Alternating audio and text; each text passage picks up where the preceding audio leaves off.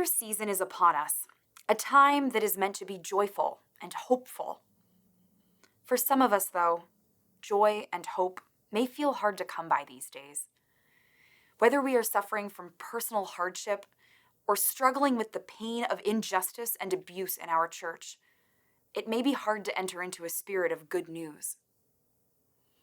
Even our gospel readings these past few weeks show us the first witnesses of the resurrection filled with discomfort and uncertainty. For Mary Magdalene, the encounter with the risen Jesus brought about confusion. For Thomas, news of the resurrection brought about doubt. In each of these stories, Jesus' friends and disciples are still reeling from the trauma of seeing their friend and teacher executed, the grief of losing him, the fear of being persecuted as his followers, and the shock of learning that he has risen from the dead. They're not sure what this resurrection means for them. This is particularly true for Peter, the main figure of today's gospel passage. On Good Friday, he denied Jesus 3 times. Now Jesus is back. Certainly good news, but where does that leave Peter? And where does it leave us? Peter announces that he's going fishing, and the others choose to join him.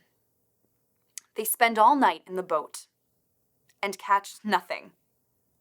We aren't told if they keep casting their nets unsuccessfully or if they simply leave them out and wait. But either way, no fish.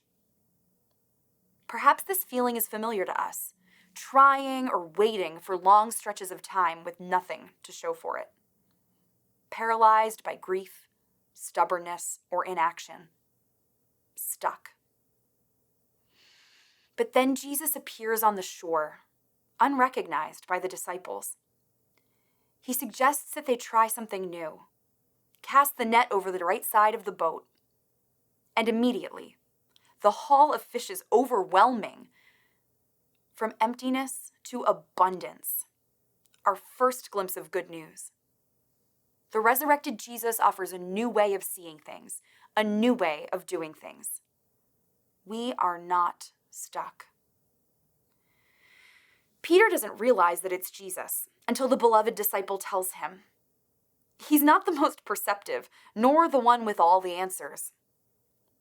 And here's my favorite moment where we see Peter at his best. As soon as he does learn that it's Jesus, he throws on some clothes, leaps into the sea, and rushes to meet Jesus as quickly as possible. He can't even wait for the boat to make it the short distance to shore. He is bold and joyful and totally open to Jesus' invitation. And this invitation is a loving, intimate meal among disciples. Come, have breakfast. More good news. Community is restored.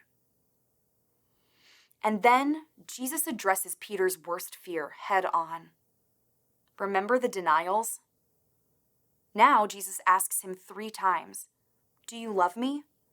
And with each response of, "Yes, Lord, you know I love you," Jesus responds, "Feed my lambs, tend my sheep, feed my sheep." We hear that Peter is distressed when Jesus asks a 3rd time. Perhaps he's feeling defensive. None of us like to be reminded of our failures, the times we were at our worst. But Jesus does not hold Peter in that place of shame. He also doesn't pretend that the denials didn't happen.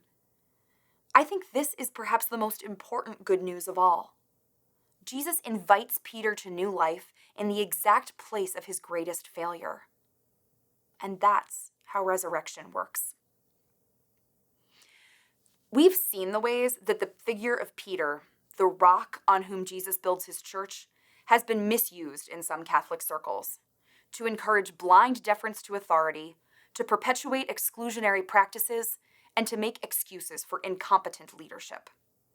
We've seen those that claim their authority and direct lineage from Peter continue to deny Jesus out of some combination of self-preservation and terror. This is a distortion of the gospel. It is not good news, and it has not borne good fruit. It is an utter rejection of Jesus' command, "Feed my lambs."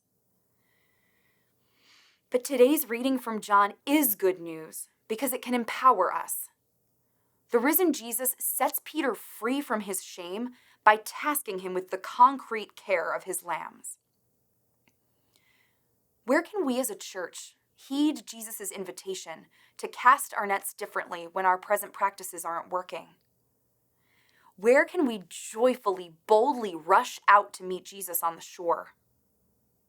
How can we call our church to repent of our shameful denial of Jesus and, in an affirmation of our love for him, feed his sheep? The good news of the resurrection isn't something that we receive passively. It's God calling us to action. The hope and joy of the Easter season comes from our realization that we are not stuck. Jesus sets us free so that we can share in his work, feeding his lambs and proclaiming the resurrection to a hungry world.